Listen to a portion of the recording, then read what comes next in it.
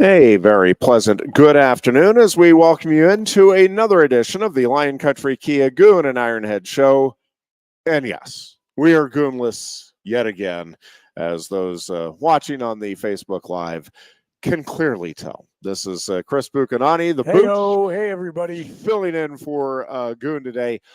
Lots to get into. It's one of those days where I feel like we could spend an hour on, maybe even all 2 hours, on about 8 different topics and just focus on one or two. We'll try to maybe spread the love around a little bit, but there is a lot to get into today, including obviously Big Ten basketball regular season is finishing up this coming weekend, and then we're on to the tournament.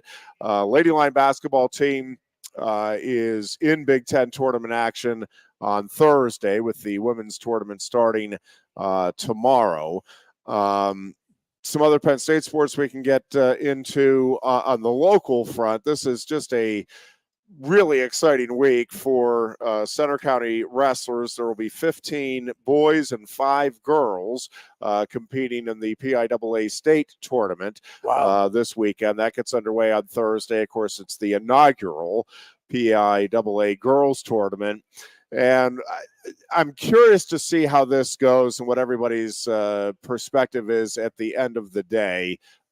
Because it is a whole lot of wrestling that they are jamming into 3 days, with the girls wrestling being part of this. And they'll have for the, I think it's for the semifinals and the finals, kind of everything going concurrently, meaning AA, AAA, and the girls, which no matter how you do it, there's going to be pluses and minuses. I like it because I think it keeps fans engaged, and there's again, it's one of those, it's almost too much to be watching, and I get that, but I think that it allows everybody to kind of partake in being center stage, which I do think is important when you get an event like this. So may kick that around a little bit. The ever-changing world of intercollegiate athletics, and a vote, what was it, Dartmouth today, I think 13-2, their basketball team voted to unionize, which is, it's a whole new it's a whole new world, obviously. I think there's some things that perhaps the student athletes aren't thinking all the way through here in terms of the ramifications of this, or maybe they are and they're like, nope, that's we're okay with that. I don't know, but we'll see how, again, all of that plays out. Obviously, we're certainly talk some Big Ten wrestling. Penn State with all 10 of its wrestlers, all 10 of its starters seated in the top 6, including 5 number 1 seeds, and obviously that tournament gets underway on Saturday with the pre-seeds. And listen, there's a chance that there could be a change or two somewhere along the way with the final seeding meeting. That the final seeds will be determined on Friday at a coaches meeting in the early afternoon, and then coming out of that meeting, again, they'll release the brackets with the official seeds. The last several years, there have been very little changes. There was a time where you would get, I wouldn't say there was ever a lot, but I mean, you would get 5-6 changes sometimes, maybe even more than that. But it seemed like there was, a lot of discussion, a lot of debate. Really, everything now is it's pretty well locked in. You may have, again, a change or two where it's like, you know what, I think that guy actually should be 9 seed instead of a 10. Yeah, you know what, let's flip those. But you don't get the changes. And at the top, it is really rare, like those top 2 or 3 seeds, very rare now that you get a change from the pre-seeds to the actual seeds that'll be released on Friday. So I think from Penn State's perspective, looking over a little more detailed last night, I don't envision any changes for the Penn State kids. And I think they pretty much got it right. You can make an argument for Messenbrink being 1 and Hamady 2 for Wisconsin, but Hamady's more experienced. I think that's going to stay as is. And I don't think it's a big deal either way, to be honest with you. At the end of the day, I think if you're one of the top 2 seeds, I don't really know that it much matters whether you're 1 or 2 to most of those guys, because they're bigger. They're going to beat anybody else anyway. Yep. So anyways, we'll get into to all of that and more, I am sure. Again, just a fun time of the year because we're ending the winter sports seasons for high school and college, and you're kind of in the playoff run in the winter sports at the professional level. Somebody may want to let the Penguins know that, by the way, that this is, it's kind of playoff urgency time. Yeah. Holy cow. Heartbreaking loss Saturday for the Penguins to the Flames, but then they clearly let it ruin their chances of having any opportunity against Edmonton on Sunday. And that's the one thing you hate as a fan. And you could kind of see it coming. You just saw the body language at the end of that game. And understandably, they had a 3-1 lead. If you're not a Penguins fan, they were up 3-1 in the third period against the Flames. Felt like they had it in control. And then you end up losing it, and you know how important the points are, and lost it in regulation, by the way. Didn't even get the point. So that is brutal when you're really struggling to try to stay in the playoff hunt. But then to follow that up with just a beatdown at the hands of Edmonton was very rough. You would think a victory tonight, they're home with Columbus.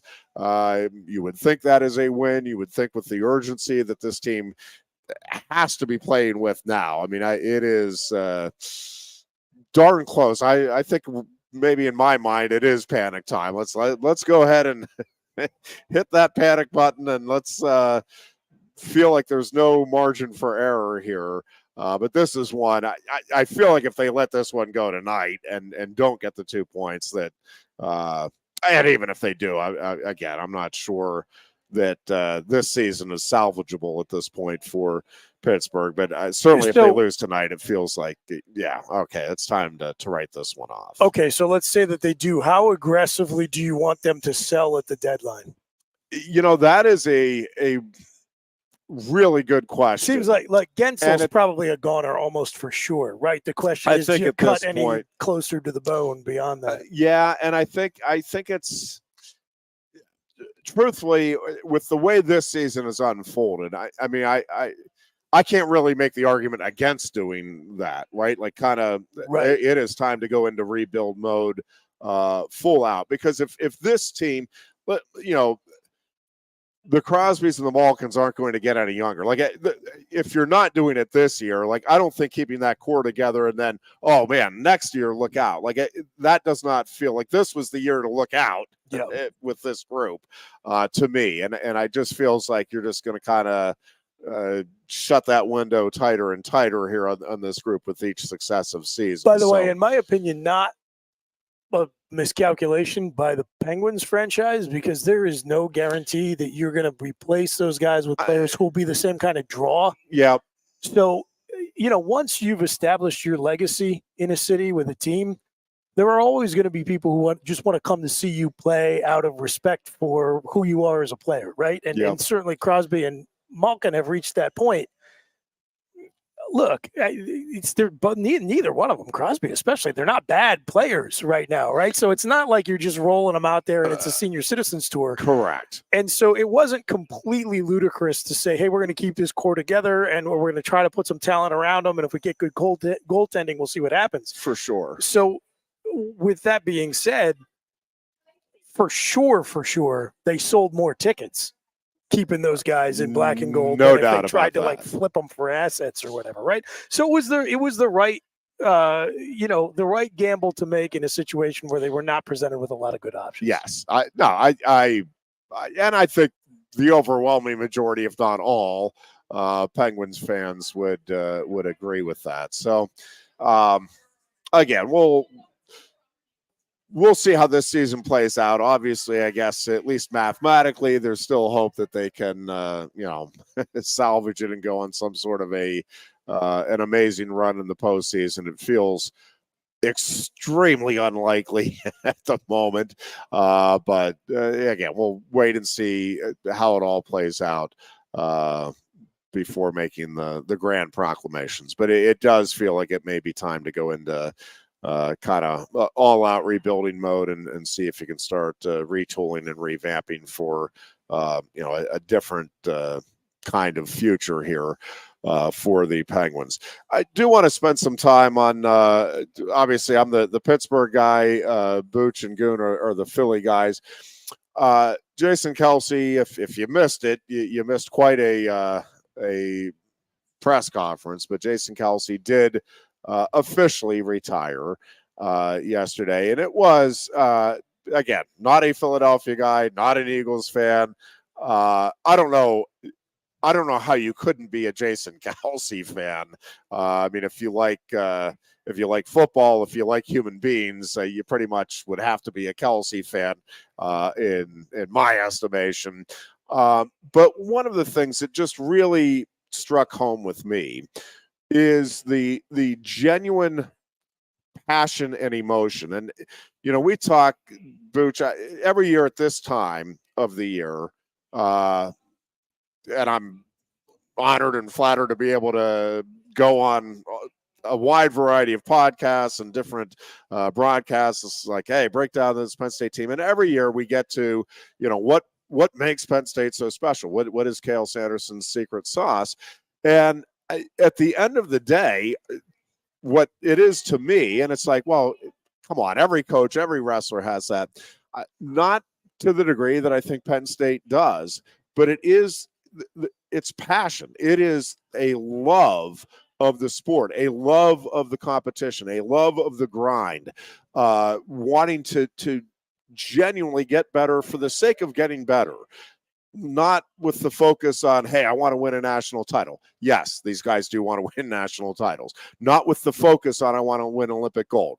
Yep, they want to win Olympic gold. Like, they have very high aspirations.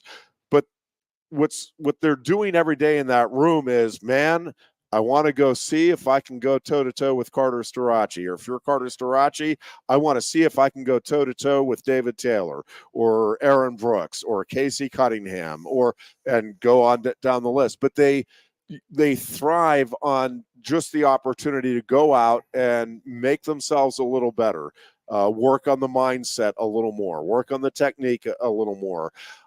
And I think there's a lot of coaches, a lot of athletes that want to do that will tell themselves they're going to do it.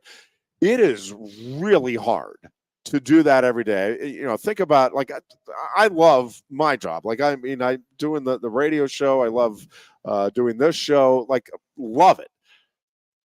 I do not bring the same passion every day. I try, but man, there are days where it's like, man, there's stuff going on every so often. You got to mail one crazy in, for sure. And it's like, I'm just not. I'm out of it today. I didn't check the stuff the way the internet or the news feeds the way I normally.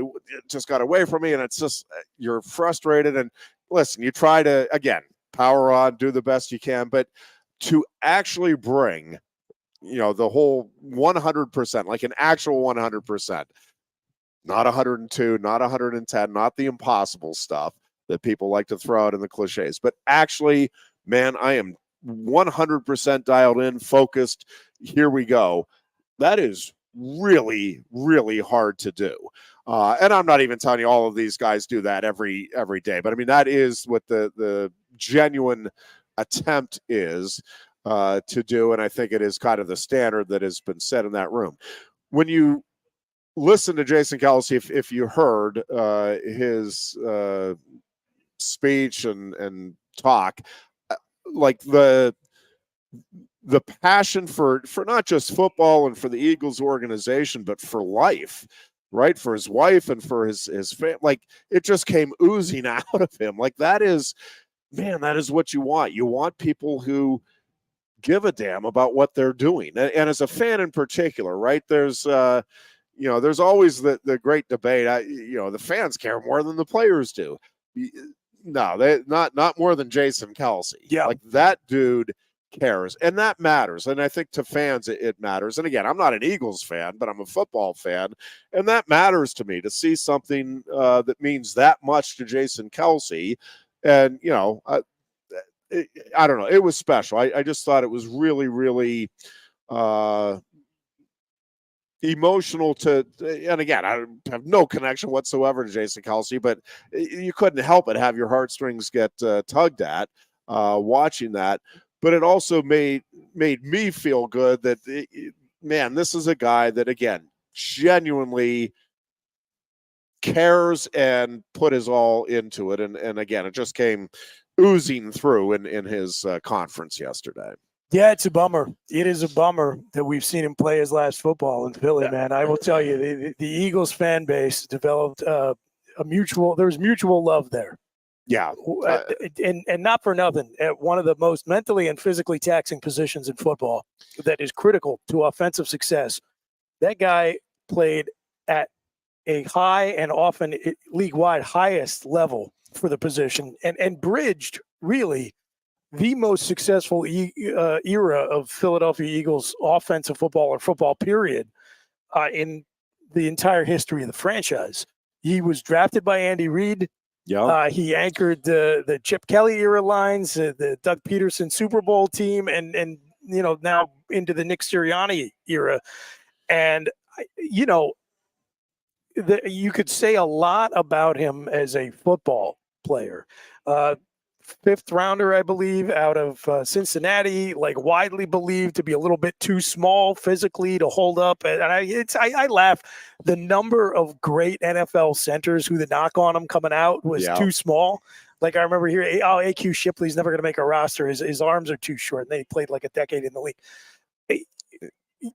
Kelsey did a lot just in terms of how he played the position. But then when you factor in the simpatico hand-in-glove match between man and city and fan base, and I will never, ever, ever forget watching him give that speech on the steps of the art museum in his ridiculous mummers costume. Yep. I mean, if there was a more perfect distillation of the emotional investment of Eagles fans everywhere in that team and just the euphoria of finally seeing them get over the hump and been able to hoist that Lombardi, embodied by that speech by Jason Kelsey. I don't know what it was. So the fact that the guy played this tough guy position, you throw it back to Chuck Bednarik, was a linebacker and a center. So there's a great tradition there. I mean, the Kelsey and Concrete Charlie are both on the Philadelphia Eagles Mount Rushmore. Anybody, you ask any Eagles fan who's on Philly's Mount Rushmore, you'll get debate on the other two names, but Kelsey and Bednarik for sure. Yeah. Both centers, two different eras, both champions. And, the fact that he's going to walk into the Hall of Fame and he's going to do it as a guy who understood what it meant to play in the city and embrace that fan base and be embraced by it, and then like to channel it in the way he did at maybe the greatest moment in Philly sports history. Like that guy is the definition of a legend. And it's the reason why you watch and root for sports teams, the opportunity to watch and cheer for a guy like that. So yeah, I am incredibly grateful. I take absolutely nothing for granted that as an Eagles fan, I got to watch Jason Kelsey be on my team for over a decade. I am bummed like you cannot believe that it is over. But again, I am more happy that it happened than I am sad that it's over. Yeah. So props to you, Jason Kelsey. You are the man. No doubt about it. And it was it was cool to see him be willing to openly share just how much it meant, how much his family means, the whole thing. It was like, hey, have you noticed the soul bare here for you? Unbelievable rise in the last quarter century of Hall of Fame brother duos in the NFL. Yeah. I mean, that was, obviously Gene's run strong, but it almost feels like it's becoming more and more common. So you have the Manning brothers, right? You have the Kelsey brothers. It's very like not outside the realm of possibility that both Bosas end up going into the Hall, or they'll be close. They'll be in the conversation. If nothing else, they were both like top 2 draft picks. So and there are probably one or two others who I'm forgetting. Well, but the Sharps. I mean, that's going back a little. Yes. Then that's right. And then the Watts, obviously. Yes. That was Watt the one. The Watt brothers. Yeah. Both those guys are both going to be in the Hall. So you didn't see that as much in prior years. No, that's very true. And again, that's kind of fun too. The 4 Super Bowl rings. One of the things, those guys. Yeah. Sadly, Travis is doing the heavy lifting there from my perspective, but you know what? The 1 out of 4 is going to sustain me for a long, long time. Don't you worry. I hear you and I understand. Let's see. Where do we want to go next? Let's talk some Penn State hoops because. Well, wait. Okay. Before we do that, so since we're talking NFL, I had something I wanted to ask you about. Let's just do this first. Yeah. So I want to get your answer to 2 questions. One's more of an abstract thing. One is directly Pittsburgh related. So there is a lot of discussion right now, especially coming out of the combine, about whether or not the Bears are going to stick at number 1 and use that pick to select Caleb Williams, or are they going to try to move it for a haul and roll with Justin Fields, but be able to add more talent around him on both sides of the ball. So currently Chicago does not have a 2nd-round pick, right? So Justin Fields has been kind of widely valued as worth a 2nd-rounder and maybe either a throw-in player or a pick, but mostly like the value is going to be a 2nd-rounder. Very well could just be a straight-up, you flip this guy who you took high in the 1st round for a 2nd-round pick, get you 2nd round in a draft that you don't have one, and you're going to be able to select the top quarterback prospect. So I'm curious, just from your perspective right now, I first I will disclose, I don't think I have ever, just in my personal opinion, been farther off from the draft guru consensus on a guy like I am on Caleb Williams. Like, I would not be super psyched to see that guy roll into the Eagles locker room, to be honest with you. And I just like the number of things he can do physically. I just look like more and more. There's so many great athletes at the quarterback position in college. I don't know that it strikes me as so unbelievably unique as I'm told I'm supposed to think that he is. I think there are definite question marks around the so-called intangibles, right? But whatever. My opinion doesn't matter. It's the people making the selections and the experts, quote unquote, say there has not been a prospect like this in a decade. This is a generational guy, and you have multiple teams, several of whom are in the drafting in the top 5. And Marvin Harrison Jr. is out there as a non-quarterback generational option who's going to go in the top 5 picks, where you can pit Washington and New England and Atlanta and the Giants against each other. Yep. And really, like, between the number of teams that want a quarterback and the perceived value of Caleb Williams as the number 1 overall guy, you could get a big haul. I'm talking like multiple day 2 picks plus potentially a player plus maybe a 1st rounder in 2025, which would give you another draft with 2 1st rounders. The Bears, by the way, also own the 9th pick. So they have the 1st, which they got in a trade via the Carolina Panthers, and then they have the 9th pick, which they earned by being bad. So just from an abstract perspective, if you're Chicago's GM, would you rather say Caleb Williams, because of the player he is worth more than all the potential of these other lower picks in later rounds and future drafts? Or would you say, you know what, like, and this include your opinion of Justin Fields on this, let's put some more talent around this guy and just get the biggest haul by making these teams bid against each other, and really just gives a king's ransom for this pick? See, that to me is the biggest question. And I still don't have a good sense of what the real right answer is, which is Justin Fields' lack of star power, if you will, a result of he's a Chicago Bear and the Bears are a mess? Or is it that, yeah, he's not quite what people thought he might be, and certainly what the Bears organization thought he was? I'll be honest with you. I don't think coming out. anybody in the league knows the answer to that question. No, and to be honest with you, and I know, a other lot than of to say, I can tell you the Bears' offensive line stinks and their receiving core is not good. So let's stay with that for a moment, because here's my question, right back at it, is if, I guess what it comes down to is how great of a separation do you think there is between Justin Fields and Caleb Williams? And because if Caleb Williams is better, but not heads and shoulders, lights out, clearly better, and truthfully, even if he is clearly, like, no doubt better, again, he's going to that team, that organization. I mean, it's kind of, Trevor Lawrence, I think, is not a bad case study in this. Like, Trevor did not look great his first season, but you could see, I mean, I think most football people, if you listen to the end, it's just like, this guy looks good, though. Like, right. Man, this is a bad team. And sure enough, as they've put pieces around him, it's like, oh, yeah, no, he's good. Now, exactly where in the pantheon of college quarterback or pro quarterbacks you put Trevor Lawrence, I don't know. I don't know if he's a top 5, top 10, top 15, whatever, but he's up there. And I think trending in the right direction. Like, I think he looks like he could be a guy that, ends up being a top 5 type of player pretty consistently throughout his career. I'm kind of with you. Like, Caleb Williams, before last season, I probably just was going off of what everybody was saying.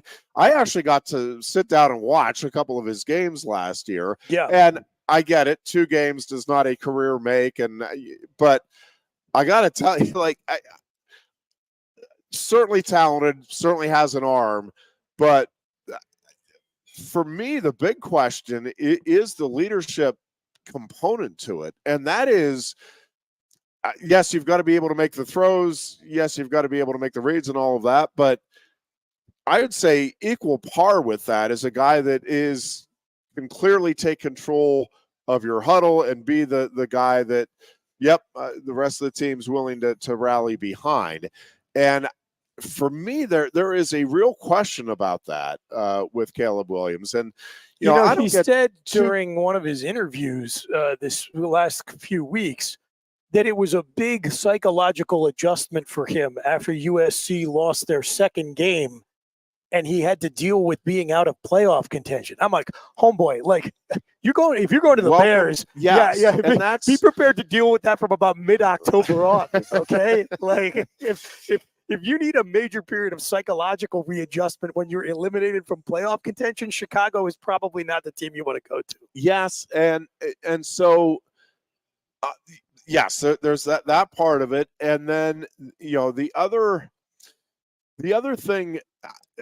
So if I'm the Bears, I think I am opting to ship that number 1 pick off and get as much in return as I can. Yeah. Again, they are not. It's not like they are a quarterback away from being a Super Bowl contender. Merely the fact that you are unsure whether or not your assessment of this guy you thought was worth a top 10 pick may be because you put him in a situation where he's surrounded by such threadbare talent that he only appears to stink when he doesn't actually. Yeah. To me, doesn't argue for just simply swapping him out with a younger quarterback, chipping in a few other guys and hoping that this time it works out. By the way, with the same head coach, because you had an opportunity to bring in Jim Harbaugh or Bill Belichick, and instead you're like, no, the Matt Eberflus experience is the way we're going to roll. So I think that's a great point. And to me, I like accumulation of assets, right? Like if you go back and you look at NFL trades where there have been a bunch of assets flipped for one guy, they almost never work out for the team that's trying to get the one guy. I was talking about this with someone the other day. I think you can actually make the argument where the Eagles trading up to get Carson Wentz, like that actually turned out pretty well for them, but like there are a bunch of caveats to it. And some of it was also just dumb luck in the end. But most of the like Herschel Walker, Ricky Williams type trades, they don't work out for the team that is like putting all their apples in like, okay, we're going to get the one guy. Now, some teams like the Cowboys in the Herschel Walker trade use the picks wisely, and other teams like Washington in the Ricky Williams trade, not so much. But I like assets. I like giving yourself more plate appearances. Yeah. And to me, the circumstances of multiple QB needy teams picking high in the draft, bidding against each other for a guy who is perceived as a generational prospect, especially when you've got another pick in that draft, like I would say, yeah, like get you're not a quarterback away. And there are so many good young quarterbacks that come out of college football. I would say, like, look, even if you put a bunch of talent around Justin Fields and he falls flat, you're still going to have all those players and all those draft picks, and you're going to get another bite of the quarterback apple. And I'm just not enough of a believer in Caleb Williams to say you should let the opportunity pass. Well, and I'll tell you, that's why I'm also really curious to see what the Steelers end up doing. That was going to be my next question. Yeah, so I mean, they keep, the Steelers keep getting floated out as a team that is interested and possibly in discussions with the possibility of getting either Justin Fields or Russell Wilson. And Wilson now, I guess, is probably would come fairly cheaply. Well, you don't have to give up any assets for him now because correct. Denver's going to cut him loose. Right, and I think because of that, I think he's not the team. Whatever team offers him, the teams now are in the advantageous position in those negotiations. Do you think he's still do you think he is still a legit starter? Well, see, this is the thing. No, but to directly answer your question, I don't think he is. He looks pretty cooked. He does, and I think so. This is like Wilson I would be okay with the Steelers signing him. Yeah. If it is at a bargain rate, which I think inevitably that's what Russell Wilson's going to sign with whomever he signs with. It's going to be at a bargain rate. I'd be okay with them signing him, but more as insurance, right? And maybe just a little extra fuel to the fire for Kenny Pickett. This year's version of Mitchell Trubisky. Yeah, but I don't think you're signing him with the idea that, okay, this is the guy that's going to get us to the next level. It could get us to the Super Bowl or back into contention. I think it's that, boy, this is a much better, emergency option than what we've had. And if Kenny Pickett doesn't develop the way we're hoping, we're talking about Justin Fields. I am still of the camp, and I know it's funny because I think as the season progressed, I think most Steelers fans, and I think the Steelers organization, was kind of feeling about Pickett the way the Bears fans, and I think most fans, are about Justin Fields. It's like, I don't know yet. Like maybe not. Like it's funny, you can make all the same arguments. Yeah, and but it seems the further we're getting from the season, the more fans are at least convinced that Kenny Pickett, that's not the answer. And we're 2 years in. I think there were some things that happened this year out of Kenny Pickett's control. And I'm not sitting here telling you that Kenny Pickett was clearly a top 10 guy and, it was everybody else's fault. But clearly there were some things going on in that wide receivers room that did not help the cause for Kenny Pickett. I guess I'm still of the mindset, and maybe I'm naive, maybe I'm just not watching it closely enough.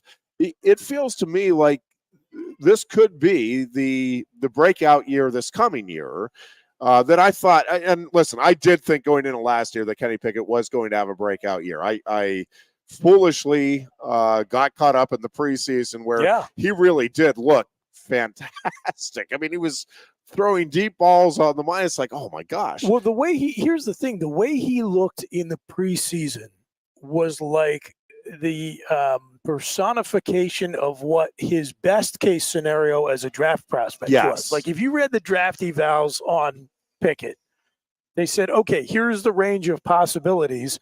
And here's where we think his ceiling is in a best case scenario. And he looked like exactly that player in the preseason. And that was going into year 2. Now, again, as an Eagles fan, I can remember Sam Bradford coming out and looking like the second coming of Sonny Jurgensen. I mean, that guy had a preseason game where he was so on the money. I don't think he threw a single incompletion. And, he then looked a lot like Kenny Pickett when it mattered. Yeah. So to bring this back to the Justin Fields, should the Steelers go after? I'm okay with signing Russell Wilson. It wouldn't necessarily get me excited. I do worry about his impact on the locker room at this stage of his career, especially if he thinks he's still a starter, right? And that's what and obviously, I mean, they'd have to vet that out and make sure they're all on the same page. It's not like I'm going to feel like the Steelers, oh man, did they miss out if Wilson signed somewhere else. Again, I'm okay if he signs with them. I think it's not a bad situation to have, but clearly that's not your. I mean, the Steelers are looking for the next, Bradshaw, Roethlisberger, like the next in that line. And Russell Wilson ain't it. I mean, I don't think anybody anywhere is thinking, oh, yeah, Russell Wilson's the guy that can get you a 5-7 year run here. It's like, maybe for a year or two, he can help you out a little bit. Best case scenario for that guy is that he understands he's on the back end of his career, and his job is to be a good role model and mentor for a young quarterback. You do still feel, and I think this is realistic, especially with the kind of ball Pittsburgh plays and the defense that they have. If you have to have him start a few games for you because your starter's injured, I think he could go 500 in those games, which is what I always say you want out of your backup quarterback. Yep. If you have to play 4 games for an injured starter, can you win 2? Yeah. And I think that's Russell Wilson. Now, flip side, second round pick is, let's just call it a second round pick, because I think that's where it's going to be. If they move Fields, I think they get nothing more than a second rounder, and frankly should be lucky to get that. Would you be in favor of the Steelers giving up their second rounder to get Justin Fields? So I wouldn't at this stage. And again, this might be one of those that, 5 years from now, I'll be owning up to, I was an idiot. I don't know what I was thinking. But in the moment right now, to me, I'm not going to dog you, by the way. I think that's the right answer for sure. Well, it's just that I don't feel that Justin Fields is a clearly better option than Kenny Pickett. Like both of them, as you said, I think that there's kind of the same feel and question, and it's like, could they both go on and have great careers? Yeah, I think they probably both could. Could they both fizzle out, and this is another couple of years, neither of them are on or at least starting in the NFL? It feels like that's a possibility. Yep. And so if you're the Steelers, to me, you've invested, literally invested in Kenny Pickett to this point, but also invested 2 years of development. Yeah. Now, the caveat to this, I will say, and obviously I'm not around it. I don't see Kenny Pickett in practice. I mean, I have no idea. Maybe as this season played out, internally the coaches are looking at it, it's like, ooh, you know what, this isn't our guy, and maybe they're studying all kinds of tape on Justin Fields, and they're like, so I mean, I will say there's a caveat here where obviously these guys have a much better feel for Kenny Pickett than I do. I'm basing it on what I'm seeing on Sundays, and Monday nights, and Thursday nights, and Saturday, and the whole bit, but it feels again to me like, you don't know, like maybe he can take that next big step this year. And if he does, maybe he can be again a long-term, top 10. It doesn't feel like he has the tools to be a top 5, like one of the elite. Yeah. But listen, with that Steelers roster, with that defense, like you need a top quarterback. I mean, I think any team needs, top 15 anyway, quarterback to contend. But it sure feels like that is a possibility here for him. And much the same thing with Justin Fields. Like there's nothing that I've seen that makes me think that, okay, well, he's going to be in the Josh Allen, Patrick Mahomes discussion. Mm-hmm. But do I think he can be in the, better than Dak Prescott, better than Baker Mayfield, better guys that are good, like really good, but not what I would call the elite level, the top tier. Well, if Justin Fields and Kenny Pickett end up as second-tier quarterbacks, again, why would you give up something for the other? And, the other danger there to me, and again, this is the outside looking at it, but it feels like Kenny Pickett has the locker room right now. Like I think there's respect there. I think guys are kind of pulling for him and all that. Maybe the same thing would be happening with Justin Fields if you make a trade, or even if you bring them both, have them both in. Although that to me then becomes, that's a really tricky situation. If you're bringing Fields in and keep Pickett, then I that would not make much sense to me at the end of the day. But to me, unless you're seeing something internally where you're like, okay, you know what? This is not our guy. This experiment's over. Yeah, you have to be ready to cut ties with him if you trade a second-round pick. And I think if that was the case, like you'd have indications of that by this point. Like stuff would be leaked out that Kenny isn't, and we're not getting that. So I mean, I never say never on any of this stuff. It just does not feel like the Steelers are going to make either of these moves to me. That seems like so. To your point, I don't know situationally on offense that hopping from Chicago to the Steelers is really that much of a difference. And you've already seen what Justin Fields' ceiling is with a leaky offensive line and a receiving core that drops off precipitously after its top pass catcher. And, like a running game that's like, okay, but not what you would put in the top 5 of the league and a pretty good tight end. Like that's the Bears offense and that's the Steelers offense, except for the fact that the Bears number 2 guy isn't nearly as good as Pickens. Right. And I think the Steelers feel like they found a little something with the running game toward the end of last year. It felt like they kind of developed the rhythm there. I think the Steelers have the better tight end situation. So to me, unless like you have just an unbelievable opportunity to go get a guy that you feel, and I just don't know who that would be. Surefire is your quarterback of the future.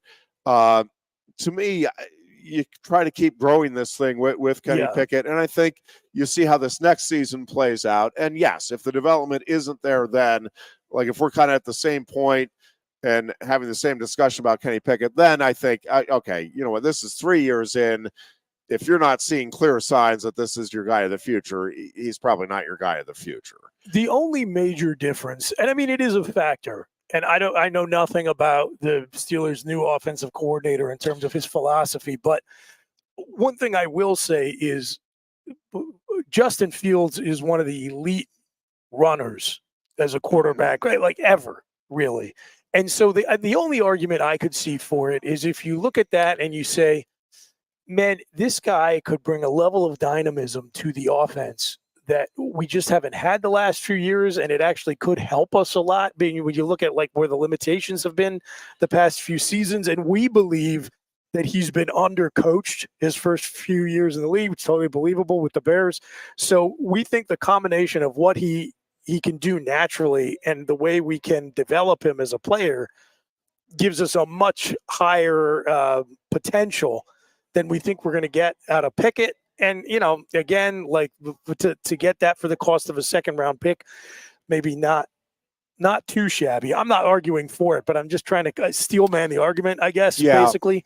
But, I think if you're Pittsburgh, you probably ought to do what the Giants should have done and did not, which is give your rookie deal first-round quarterback a defined make-or-break window of opportunity and just say, look, this is it now. You are going to step up and perform, or you're going to know definitively that it's time to move on. Find the next guy. Because as we've discussed, there's just too much uncertainty around Fields, in my mind, that you give up assets and then blow up what you've been working towards with a guy you spent a first-round pick on and potentially have thrown a lot of good money after bed.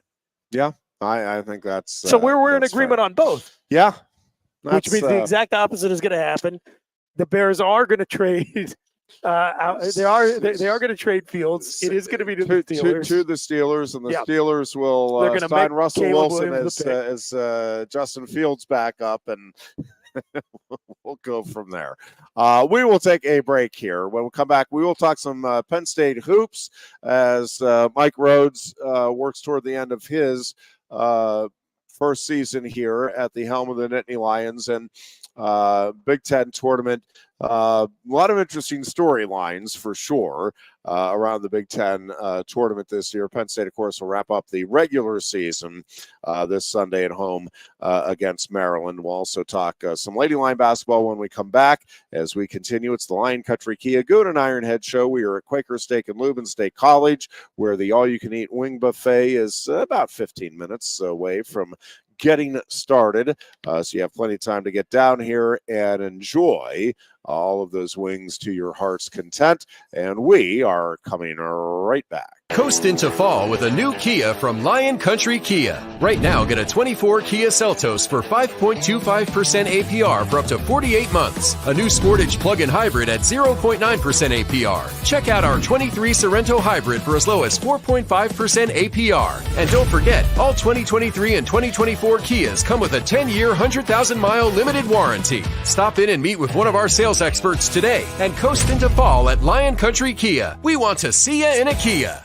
Since retiring, I have spent my time searching the countryside for the hottest wings in America. I always seem to end up disappointed. You call these hot? Back off, Luigi. Mamma mia. Look, hands it, busboy. Your wings suck! I knew I should have stuck with Quaker Steak's triple atomic wings. You think I'm tough enough? The Center Hall Farm Store has been serving Center County and beyond for well over a half century. A small family business, the Center Hall Farm Store specializes in animal nutrition and manufactures its feed fresh using local ingredients. Get the best in horse, cow, pig, chicken, and bird feeds. If you're not already a customer, stop in and see why so many of your neighbors are. The Center Hall Farm Store at 110 West Allison Street in Center Hall, or call us at 814-364-1393. Sioka Toyota of Williamsport invites you to stop in today or check us out online. We have the smart path to your next Toyota, like the all-new Crown, BZ4X, the all-new Grand Highlander, Corolla Cross Hybrids, Sequoias, and more. Over 100 new Toyotas here and on the way. Don't make a $1,000 mistake. Choose Sioka Toyota of Williamsport and see the Sioka dealership's difference. Buy or reserve yours today and see for yourself why Sioka Toyota is the only stop you need for your next new car. Sioka Toyota, it just feels right. Ready to be part of something bigger? Come pave the road to success at Glen Baker and discover a career where your hard work and determination can build a bigger, better future. Our team believes we can build a stronger future together. Join us at Glen Baker, where we value teamwork on the field and on the job. Go to GOHcareers.com to apply. GOHcareers.com. And best of luck to all the Center County sports teams all season long from everyone at Glen Baker. With a Timber Kids savings account, you can start to save money, earn prizes, and teach your kids the value of savings. It's easy as 1, 2, 3. Building futures is what we do at TFCU. You really need to belong to a credit union. You belong at TFCU, Timberland Federal Credit Union, a credit union you can grow with. The Goon and Ironhead. It is the Lion Country Kia Goon and Ironhead show here at Quaker Steak and Lube. Our thanks again to Quaker Steak and Lube for hosting us on these Tuesday and Thursday afternoons. We love coming down here, enjoying the great food, great company, Goon and I were talking the other week. It really is unlike anything. There are other places. I'm not saying there aren't other places like this, but there is such a neighborhood bar feel to this place where it's absolutely. like, you have the regulars and I don't know. It is just a fun place to come to. And for a lot of folks, I think it is, a home away from home. You kind of develop almost a family connection here. Again, we've mentioned it, but the service here really is fantastic, and there just aren't a lot of places where you're getting consistently top rated service, and you do get that. Great food, great beverages. We're getting quesadillas for all the family tonight to take home, so nice. Looking forward to that. And again, thank you to Quaker Steak Lube.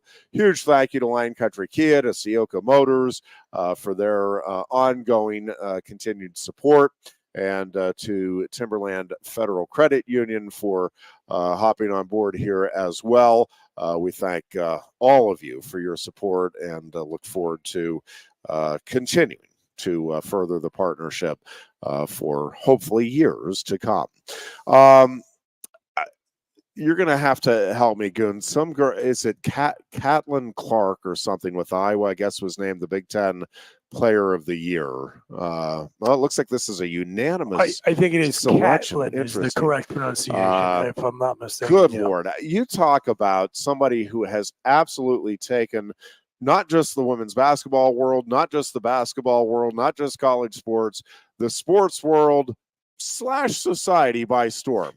Maybe not Taylor Swift yet, but holy cow, has she developed a brand and a following that is unlike anything I can remember seeing certainly in women's sports, and very few times in college sports in general. And by the way, the timing couldn't be better for her, right? Like, you talk about bursting onto the scene and being the featured player, the signature player for your sport, right when NIL hits and all of the things that come with it.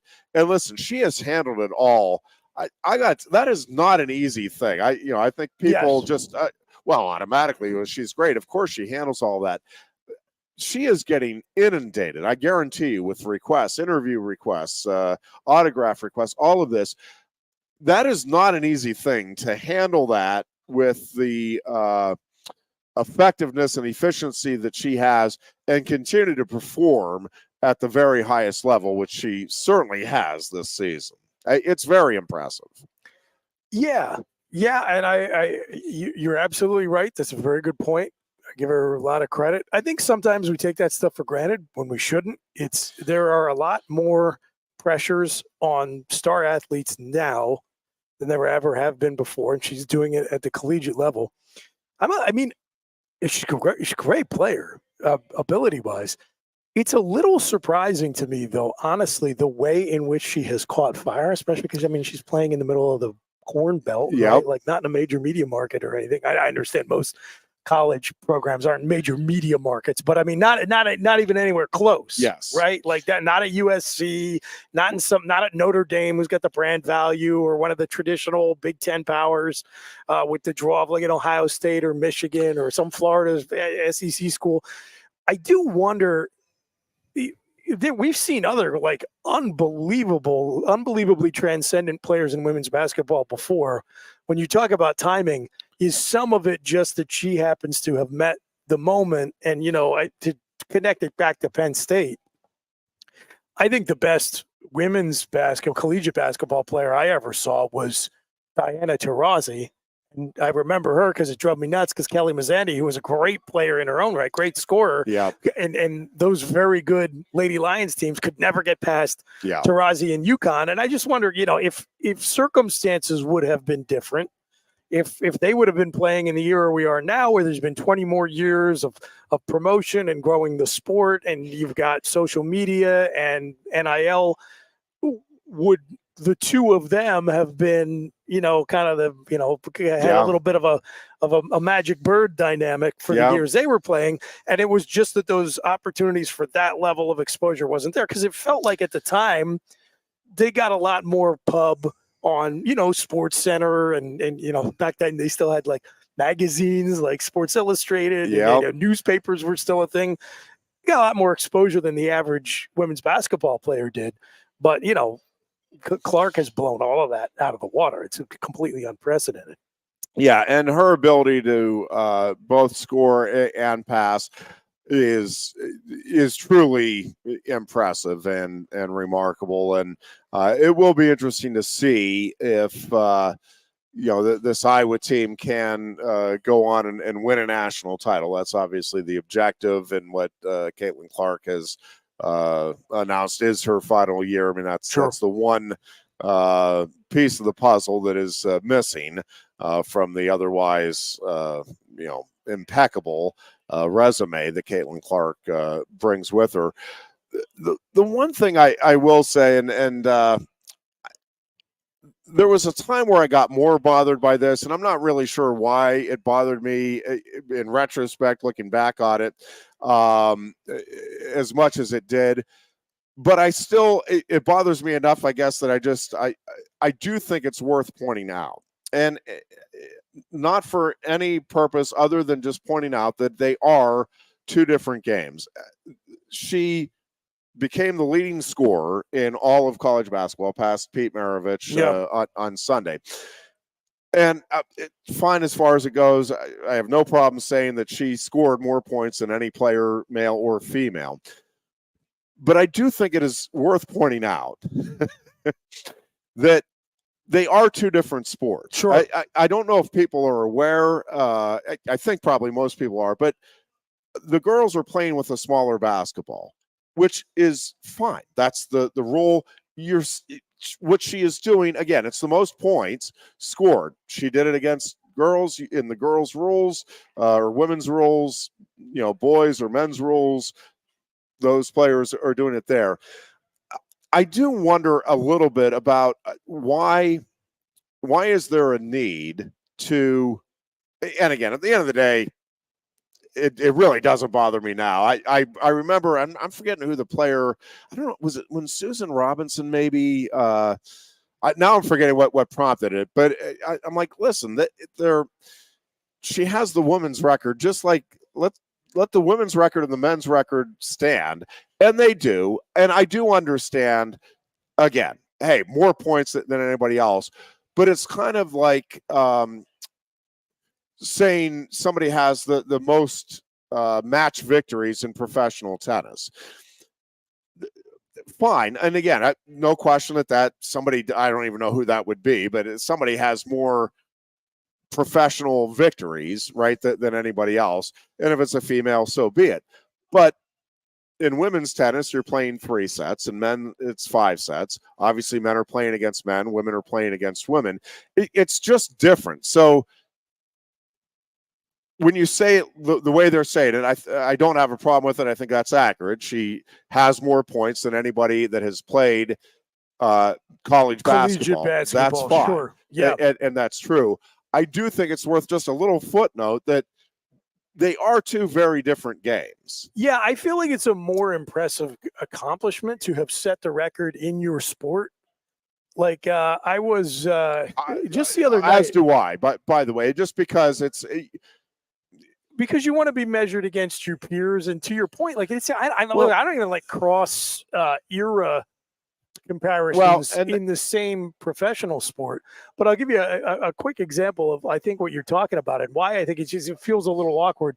I was watching Disney Plus just basically uploaded all of the ESPN 30 for 30s recently. Oh, they were trickling in for a while. You could get a few of them. Now it seems like you can get pretty much all of them that were ever produced. You can stream them on Disney Plus. So the other night I was watching Small Potatoes, the one about the USFL. And they're talking about a season where Herschel Walker, to mention Herschel Walker again, you didn't think we were going to get two independent Herschel Walker references in a broadcast in 2024, but he broke Eric Dickerson's single season rushing record. I'm like, no, he didn't. Yes, because those are two separate leagues. Yeah, I get why you're pointing it out, right? But the circumstances to me are going back to comparing men's and women's collegiate basketball, circumstances are substantially different and different enough that I feel like it's a piece of trivia to point it out. But the real accomplishment is to have set a record that means your output transcends all of your peers in the sport. Yeah, and to me, again, just to finish it up, fine if you want to point it out, but it'd be like having the most strikeouts in softball versus the most strikeouts in baseball. And if somebody has the most overall collegiate strikeouts, again, fine, worth pointing out. It's kind of a neat little footnote, but again, the games are just very different. And again, you can point it out. That being said, the other thing I do think is worth mentioning, because I agree with you with the different eras, and it's just, especially in a sport like football, where, I mean, the different eras, like, it is a different game. Baseball, to a lesser extent, certainly changes and all of that over the years. But I mean, the basic game is the same, and that's been the beauty until the last couple of years anyway. That's been the beauty of baseball, is I do think there's at least, I think it's more. It's the most valid in baseball, yes. For sure. Like, if you went back 100 years and you watched a baseball game, yeah, especially now because of the last rule change the last few years, the game would look different, but not dramatically different, as opposed to if you went back 100 years and watched it NFL. Oh, game. my God, yes. What's this forward throw that you guys are talking about that is happening in the future? That being said, how, like, truly, I use the term unbelievable way too much, but it is like not believable to me that Pete Maravich, through all of the changes, I think it's wild. I agree. How did that guy have the scoring record? Yeah. And he does still have the scoring record for men. Like, and he only played 3 seasons. Yeah, so he played 3 seasons. Yeah, with no 3-point shot. And I mean, that's the crazy thing. Like, you look at the number of players who have come through that are playing 4 years with a 3-point shot. Like, the last few years, probably some of them played 5 or 6 years. Yes. How is it possible? Yeah, how it's is crazy. It, like, is that not, like, I know we get into every now and then what is the greatest record in all of sports. I don't know if this is the greatest, but it has got to be, at least to me, the most surprising that it could possibly stand up this long. Yeah. Like, stunning that is the case. That is, do you understand how unbelievably dominant he had to be in that era for that record, again, to withstand all of the great players who have come through since. I guess little Pistol Pete's teammates did not get a lot of looks. Oh, regardless, though, that's just that is. Yeah, it's like crazy. It's hard to get your mind around that. Yeah, at least until it came up recently with Caitlin Clark. I did not realize that was the case. I'm not sure. I don't. No, and to be honest with you, I think if somebody. I think I probably would have argued with somebody if we were at a bar. They're like, hey, Pete Maravich still has the all-time scoring record. It's like, give me a break. No, like you mean like for the 2-point era, right? Or so, like I'm pretty sure I would have argued it before looking it up because there's no way that could be possible, and it is. I don't know. That just is, to me, one of the most impressive records out there in all of sports, because again, we generally adjust or should adjust. Okay, well, yeah, this guy scored a lot more points, but in the NFL, they're playing more games. They're throwing a lot more. So, of course, the passing yardage, like all of those things are in place. And so that explains why Pete Maravich now has fallen down the charts, and he hasn't. Yeah. Like, it is, oh man, it is just, to me, truly, like, unbelievable, not believable. we'll take a break here. When we come back, we'll talk some Penn State hoops and some Penn State wrestling as the Nittany Lion basketball team gets ready to wrap up the regular season on Sunday. Penn State hockey team also starts postseason action this weekend as well. And, of course, the wrestling team is gearing up for the Big Ten championships at College Park, Maryland. We'll talk about all of that as we continue.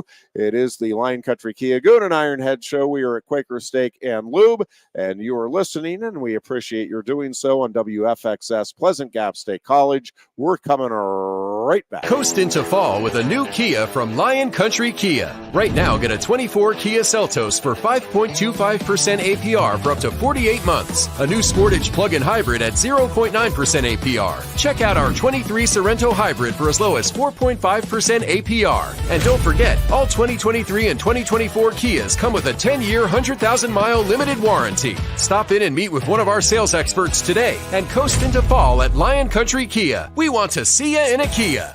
Since retiring, I have spent my time searching the countryside for the hottest wings in America. I always seem to end up disappointed. You call these hot? Back off, Luigi. Mamma mia. Your hands, busboy. Your wings suck. I knew I should have stuck with Quaker Steak's triple atomic wings. You think I'm tough enough?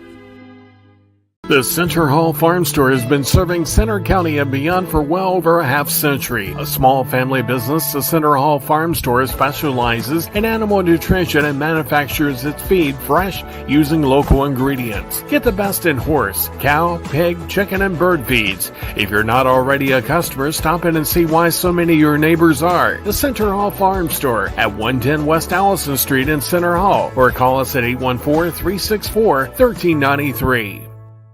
Sioka Toyota of Williamsport invites you to stop in today or check us out online. We have the smart path to your next Toyota, like the all-new Crown, BZ4X, the all-new Grand Highlander, Corolla Cross Hybrids, Sequoias, and more. Over 100 new Toyotas here and on the way. Don't make a $1,000 mistake. Choose Sioka Toyota of Williamsport and see the Sioka dealership's difference. Buy or reserve yours today and see for yourself why Sioka Toyota is the only stop you need for your next new car. Sioka Toyota, it just feels right.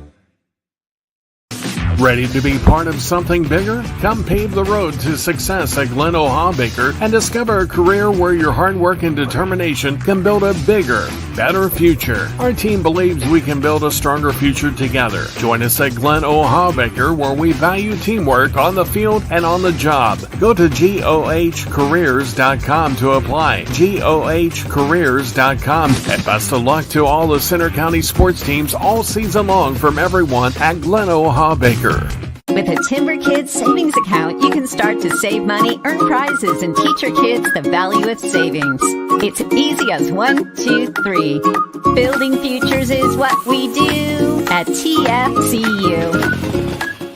You really need to belong to a credit union. You belong at TFCU, Timberland Federal Credit Union, a credit union you can grow with. The Goon and Ironhead. Hey there, hi there, ho there. It's the Lion Country Kia Goon and Ironhead show. Chris Bucanani filling in for the dear Goon today. Hi, everybody. Oh, hello. Programming note, no show Thursday. Yes. We are going to have, actually, I think the coverage will, well, it doesn't matter. We are not going to have a show Thursday, regardless. There will be on Fox Sports Radio here in the State College Center County area. High school wrestling coverage throughout the day, Thursday, Friday, and Saturday.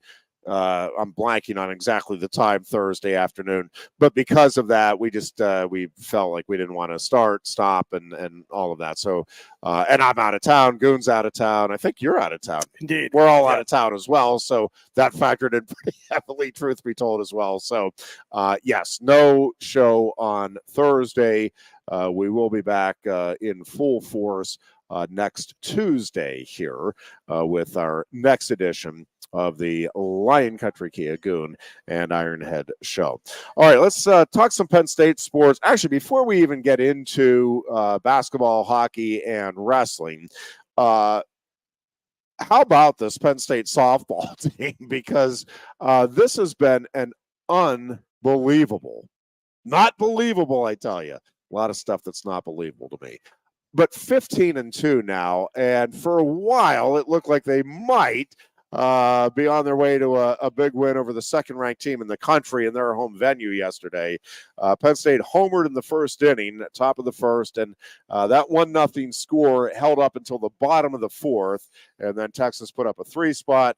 Scored 2 in the fifth, 2 in the sixth, and the Longhorns won it 7-1 to drop Penn State to 15-2. But it has been a really fun start for that softball team, and they are just finding different ways to win games late, which is kind of how you build confidence, build momentum. They have won. I'd have to go back and look, but I'll bet half of their games, 7 or 8 of the 15 wins.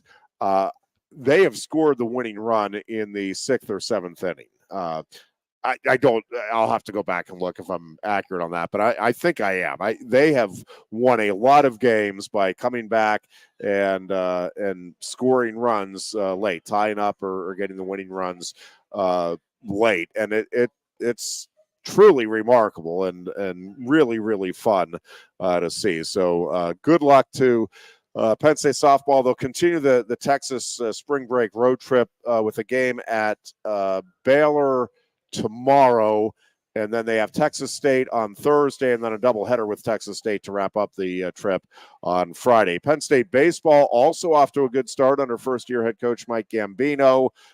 They are playing, I think, now against Virginia. I should have looked that up, but they're playing this afternoon anyway against the Cavaliers, and a big opportunity for that team to get a measuring stick game. I think Virginia's ranked 10th right now. Did you know? I mean, this is the last opportunity given the RIP Pac-12, but when they won the first 2 games of that series against Stanford, that doubled the program's all-time wins victories over versus Pac-12 opponents. They thumped them.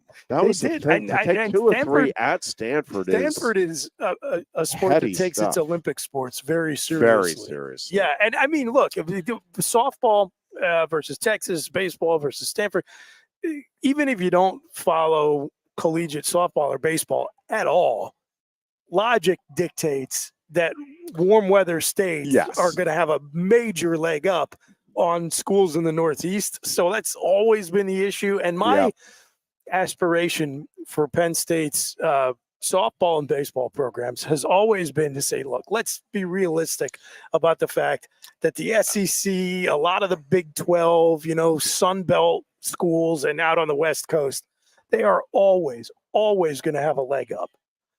But let's try to be a little bit more competitive within the Big Ten. Yes, if Indiana can excel at this sport, if Notre Dame can excel at it, if Michigan every once in a while can field a competitive team, there's no reason with you want to use the word unbelievable, the unbelievable wealth of talent in both baseball and softball, but especially softball in Pennsylvania.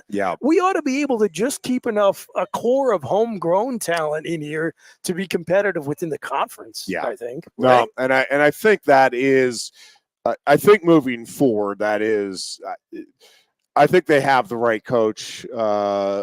Finally, and I think that's been a bit of an that was issue. A big get, is my understanding. Huge get. And probably only because Pat Kraft had the connection to him from Boston College. Correct. And so I think BC, by the way, is another great example of a Northeast school. Yes, Even colder. how about Massachusetts is way colder than Pennsylvania. If they can do it, if they can win at BC with a smaller athletics budget and a much colder climate than we have here, then for sure we can do that in Central Pennsylvania at Penn State. Great, 100%. All right, Penn State basketball, Booch. Again, we knew, to me, this was just a year of a transition, and it was going to be that kind of no matter what. I think what Mike Rhodes has done this year is impressive, and I think that this team has really done some good things. The 2 games against Minnesota, I will say, are just almost inexplicable to me, although it does Unless you've ever watched a Penn State basketball game in your life. I understood. But yes, you're absolutely right. But although the other part about that is momentum is such a big part of sports in general, but basketball in particular, right? Like you see teams get on rolls and it's like, oh my gosh, like they're just unbeatable. How would anybody ever beat them? And then that same team, now not usually in the same game and not usually the exact same way in 2 games against the same opponent, which again, bitterly disappointing. And it has to be tough for this team, which is kind of where I wanted to go with this, is what you think this week in practice has been like for this team, because you lose that game and now you have over a week before you have just the one final regular season game. And I've been thinking, because I think Mike Rhodes, is a positive guy. I mean, I don't think he's sitting there beating these guys up every day. That I can't believe you let that get away and all of that. But it is one of the reasons I was really hoping, and you could kind of see it coming at the end of the first half, right? When they closed it to whatever it was, from 23 to what, they got it down to 12, right? They were up by 12, I think, at the break. Anyways, in that ballpark, 10, 12, 14. Yeah. I think it was 12, because I think the first game they were up by 14, right? Yeah. So this one they were up by 12. Yeah. And I'm like, oh, like you've got to come out. Whatever adjustments you need to make at halftime, you can't come out the same way you did at the BJC, and they came out the same way they did exactly at the BJC. I mean, it was like the body language mirror was exactly the image games against the same opponent, yes, home and on the road. And unbelievable. It really was. I just those 2 agonies. Games for sure against that opponent, against Minnesota. That's the difference between the NIT in year 1 and sitting at home. And look, I understand most of the college basketball world, hardy har, like listen to the Penn State guys. Yeah. At NIT, why you're expiring to that? Because we've never had a coach go to the NIT in the first year. All right. Yeah. Like you got to crawl before you can walk. And just being postseason eligible in year 1 with all the adversity he had coming in, Yep. and the suboptimal, to put it mildly, consequences of having to rebuild his roster from scratch as he got hired, Literally that would have been from scratch. really encouraging, especially with some of the recruits he has committed to the program. So, yeah, it's super frustrating to blow big double-digit leads against the same opponent in 2 games that are the difference between playing somewhere in the postseason and watching from home. But then when you look back over the course of the season, there were just 1 or 2 other inflection points. The home loss to Bucknell, completely not only inexplicable but inexcusable. Yeah. And then the Thanksgiving weekend tournament where Penn State hung with ranked Texas A&M, Yeah. and just never could quite pull close, and it lost by 9 or 10 points. And then that set the tone. They lost the next 2 games. Yeah. I think the next one was against Butler, right? Yeah. And then I forget who they lost to after that. But if just, that's 4 games. I think if you go 500 in those games, one of which was against Bucknell, and you win any of the 3 games in Thanksgiving Day tournament, and you hold double-digit leads against Minnesota, it's a tournament team. Now, I understand, like, if ifs and buts were candy and nuts, right? But I don't know whether to take that as a sign of optimism or just, the same characteristic up and down inconsistency we've come to expect from this program since time immemorial. I don't know. Yeah, and it's, I don't know. It's funny because there's also like Wahab has gotten better for sure. For sure. I mean, obviously, Yeah, no from the doubt. start of the season, like I you can pick out individuals where it's like, I mean, clearly better, like night and day from where they were at the start of the season to now. They played together. They didn't quit, and individual players improved. And I want to see if hopefully they can put together 2 good halves against Maryland, get a W to close out the regular season, at least have a good taste in your mouth about the final Jordan Center experience here of this season. Yeah, and don't forget, Penn State has had pretty good success against Maryland the last several years, and they were right with them in their building until the buzzer. I mean, they lost in overtime at Maryland. So and should have won that one too. Yeah, absolutely, absolutely. So confidence should not be an issue.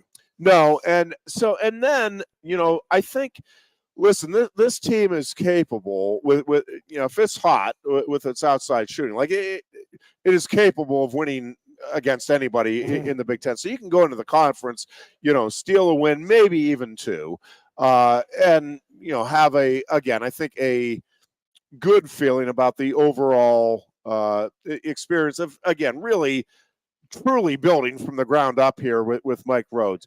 I do like, I really like Mike Rhodes, and I like what he brings to the table. And I like the fact that it sure feels like you have your long-term answer here as a head coach, which it has been a while since, especially after year one, that I've felt confident in thinking that. Like, I do think Mike Rhodes is going to be here a while, and I think he's going to have a lot of success. Now, a lot of success by Penn State standards, let me clarify that. Not saying there's going to be a bunch of Final Fours here over the next few years, but listen, I do think this team, I think Mike Rhodes is going to get this program, which I don't know if folks understand the Herculean task that this would be. I think I'll make my bold prediction is that let's take the first 3 years out of the equation. So I'm going to give Mike Rhodes this year and then the next 2 years. Okay. I think from that point on, and I think he's going to be here at least 10 years. So I think from years 4 to 10, I think I've seen enough and I feel good enough about the way he's approaching this. I think Penn State will be in the NCAA tournament as often or more often than it's not. And again, so I'm sure there's a lot of basketball fans around the country that, okay, so you're going to get to the tournament for 3 out of 6 years, and you're going to celebrate being in the tournament 3 out of 6 years, and then you're one and done. I don't think they'll be one and done, but yes, to answer that question, hypothetically posed by an anonymous source, yes. Holmes, let me put it to you this program to be in the NCAA tournament for 2 out of 10 years would be a remarkable achievement. Yeah, listen, I like the vision he has. I like the energy he brings. And I think for the first time there's I think it's the first time that I think the administration is also committed to making this a winning program, like a consistent winner. So I think you have a coaching staff and an administration that are actually pulling in the same direction. I think you have a coach with a clear, achievable vision for what he wants with the program. And I think you're already seeing, I mean, the recruiting is off to a very good start. When you look at next season, and again, even just what he was able to assemble this year in 3 months of just scrambling to put a team together. Like, this is a pretty good team given the circumstances that he was able to again, literally just throw together this year. I like that ballsy prediction. Yep, I'm going bold. I'm feeling bold today. I mean, and again, three tournament appearances in 6 years. It is the year of our Lord, 2024. Ironhead is saying that, what are we going to say? Between 2027 and 2033. That's right. Penn State will make as many tournament appearances as we have thus far had in the century. In the last, yeah. Yeah, now, of course, it should be 4. We were robbed of a March Madness bid by COVID-19, and that team earned it. So I consider them a tournament because they were in. They were 100%. There was no ambiguity. They were going to make it in. But still, I mean, like 4 tournament appearances in a quarter century is not good. Like, this is not a program that puts anything even remotely approaching a priority on contending in college basketball. And so, to your point, it does seem like we are now ready to make the institutional commitment to not be terrible. Like, we are not trying to play for national championships in men's basketball. Like, I'm sorry, we're not. Now, we might give some lip service to that, but like behind the scenes, there's no momentum for that. And frankly, I've always maintained there's not the fan demand for that type of a program. And absent the demand, the market forces to supply it will never emerge, right? But I do think there is interest in making this a respectable program that is not a laughing stock of the Big Ten. Yeah, which I'll take. I'll take it. I think most fans will. Penn State hockey gets underway this weekend. Best of 3 quarterfinal series at Minnesota, and Don't get your hopes up. yeah, it'd be nice to get to a game 3 to get a win in one of the first 2. Yeah.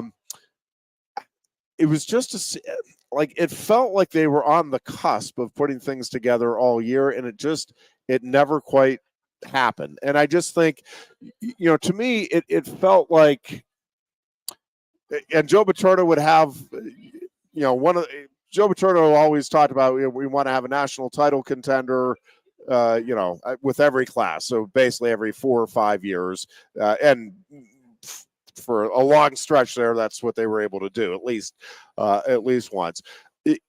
But in between, right, you would have good years and then some so-so. And a lot of the so-so, it's like, oh man, they needed one more play there. They needed one more. Yeah. It was just little things that would slip through here or there. It just felt like this was a season that could have been more for Penn State, but they just never were quite able to put it together. And listen, the Big Ten, as in most sports, certainly in hockey, is one of those conferences. If you don't have it all together and you're not on top of your game, you are going to pay. In basketball, hockey, football, wrestling, go down the list. The Big Ten is just not a conference where you can get by being okay and make some noise. In past years, Penn State has had one of those teams that was dealing out the disappointment to some of the other members of the conference who've been playing varsity ice hockey a lot longer than we have here in Hockey Valley. Sure. So I think it was a combination of 2 things. This was not Guy Godowski's most talented team, definitely not his deepest team, but even at like the top end, most talented guys did not stack up to the best players he's had in previous years. And it happened to coincide with a time where there are just 3, 4, 5 great teams really hitting their stride at just the right time in the conference. And the thing that I've kind of come to learn now, since, Penn State's about a decade into this thing of Division I hockey, and it's changed a little bit even since the advent of the transfer portal. Your rosters in college ice hockey just look, in some cases, dramatically different from year to year. Yes. You don't have anything approaching what longtime, college football or even basketball fans are familiar with in terms of, building a core and developing them over multiple years. Because just between the transfer portal and like junior hockey and all the other places where you're drawing from and losing talent to, it's who knows, this team could look very, very different next year. Yes. And the rest of the conference will look different too, because if you have a really good team, a team that's good enough to be a Frozen Four contender in college ice hockey, guaranteed your best players are gone after that year. So that's the good news for Penn State. Yep. There's a lot of room to move up in next year's Big Ten. Yeah, and I think they will, and I think there's a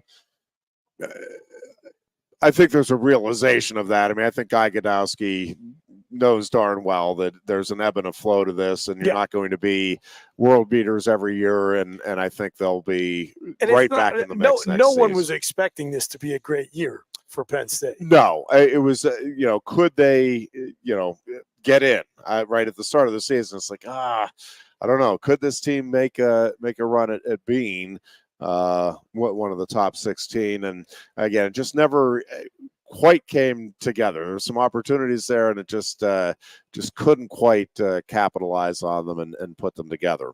By the way, congratulations to Penn State women's hockey team, 2-time CHA champions now, and that's pretty cool stuff that's happening with Jeff Campersol's group as well.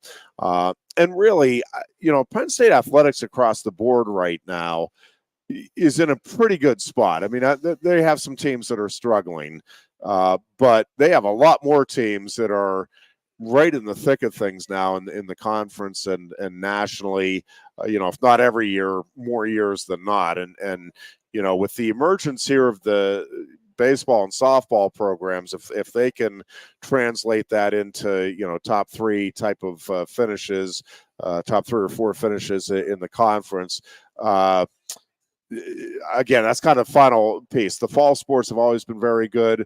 Winter sports, mostly pretty good. And spring sports have been kind of a little bit of the Achilles heel. Lacrosse teams have been good. Ironically, the women's lacrosse team is struggling a bit at the start of the season this year.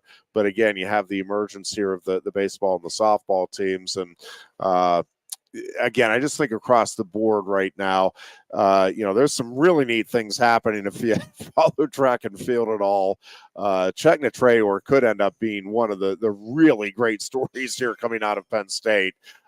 This was a Division III athlete who transferred into Penn State and has aspirations and reasonable aspirations of making the U.S. Olympic squad this summer, to give you some idea of just how special he is. And Haley Kitching is obviously, they were the male and female track athletes of the championships at the Big Ten. So Penn State swept those 2 honors. So some really neat things happening again across the board here with Penn State athletics. So they can all go out on a positive note right before we get rid of all the Olympic sports. We can spend more money on football. There you go. Oh, speaking of football, just before, and then we'll take a break and we'll come back and we'll finish up with some wrestling. But the combine, Olu Fashanu did get injured his thigh. Doesn't sound like it's anything major. Expecting him to be fine for the pro day later this month on the Penn State campus. I don't think that's going to do anything in terms of his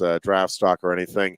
But how about Daquan Hardy and Theo Johnson? I mean, we talked obviously the heroics last week of Chop Robinson. Yep. But I watched him run that 40-yard dash right here on the TV at Quaker Steak and Lube. But what Theo Johnson did and Daquan Hardy did in terms of helping themselves with their status in the draft. And as you said, this is just kind of the norm here under James Franklin and Penn State, is that these guys get themselves ready and have really good performances at the combine. And I think the Penn State guys as a whole, again, did probably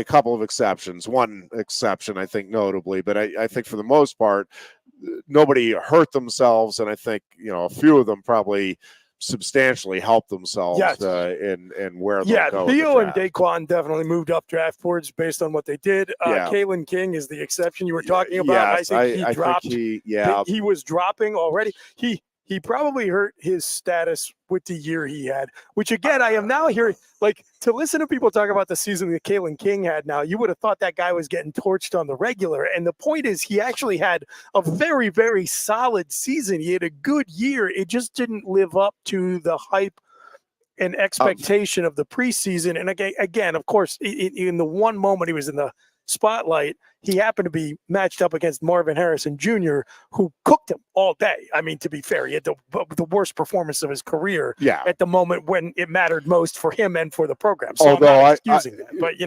again, Marvin Harrison Jr. could be a top 3 pick. Yeah, and I'm not sure that there was a cornerback out there that made his career by covering Marvin 100%. Jr. But then, they say he had a tough Senior Bowl, bad stats, the comma. I mean, I think it's not Kalen, unfortunately, for him, I think is trending into like day 3 pick territory. I think you're right now. I mean, the 40-yard dash, like, that is just brutal. Yeah. At that spot. But anyway, I don't want to belabor the point. I'm just trying to be honest with people. I follow this pretty closely. And when Joey Porter got, shafted by 1 pick out of being Penn State's first defensive back taken in the first round, which I think his rookie season showed he absolutely should have been a first-round pick. Everybody thought, oh, okay, well, that's all right. It's just defer it for a year until Kalen King goes in the first round. That has totally evaporated. Now what you're hoping for is that he gets his name called before the end of the 3rd round. So you can say he's a day 2 pick. But yeah, in general, another tremendous combine for Penn State. I was on Keystone Kickoff with Jim this week talking about it. And I said, do not sleep on the value of that as a differentiator for James and his staff on the recruiting trail, because if you are a top prospect and you consider yourself someone who is likely to go on to play professionally in the NFL, you are paying attention to which programs are sending guys to the league and what they are doing to prepare you to put your best foot forward in the draft prep process. And so the fact that year after year, Penn State has guys who make headlines with the numbers they put up at the combine, that's an advantage for Penn State when they're in the living room trying to coerce a guy to choose to play for us versus the other big boys across the country. Yep. Yeah, I think that's all right. I do think that this upcoming season, to me, is just going to be one of the most, not just for Penn State. Like I just think there are so many moving parts and so many different fascinating storylines to the college football season, starting with obviously Oklahoma and Texas coming to the SEC, the 4 teams from the Pac-12 coming into the Big Ten. How does that impact those programs, those conferences? You know, I think we're going to have some sort of an announcement here, and we didn't get into it much today. We'll probably get into it next week. Again, Dartmouth basketball voted, was it 12-3, I think, to unionize. There's a lot to unpack there. That's about like the a future. Lexington and Concord moment for what's coming. I mean, yes. look, no one is going to say in isolation Dartmouth basketball doing anything, including existing, is going to have much impact on the college sports landscape. But it's going to be looked back on as a watershed moment. Yes. And, you know, again, there's all kinds of ramifications, I think, that are eventually going to ripple through intercollegiate athletics as a result. And I think it's why whatever the Big Ten and the SEC and the other conferences, but I mean, those two are driving it, whatever they come up with here, and they're going to come up with something sooner rather than later. Like within the next few months, we're going to get some sort of grand pronouncement. I firmly believe on what the revenue sharing is going to look like, kind of the basic structure, if you will, for moving forward with college football and intercollegiate athletics.